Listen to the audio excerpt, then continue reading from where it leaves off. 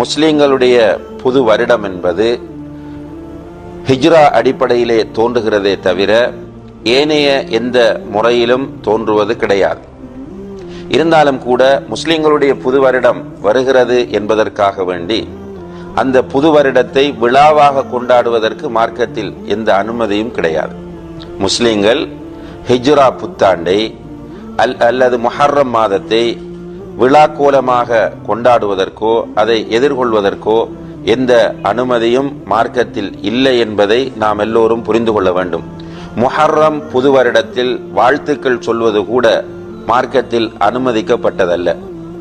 இதை நாம் இங்கே ஏன் குறிப்பிடுகிறோம் என்றால், முஸ்லிம்களுடைய புது வருடத்தை கொண்டாடுவதே மார்க்கத்தில் அனுமதிக்கப்படவில்லை என்றால் பிற சமுதாயத்தவர்களின் புது வருடங்களை எப்படி ஒரு முஸ்லிம் கொண்டாட முடியும் என்பதை சிந்திப்பதற்காக வேண்டித்தான் இந்த செய்தியை இங்கே நாம் பதிவு செய்கிறோம்.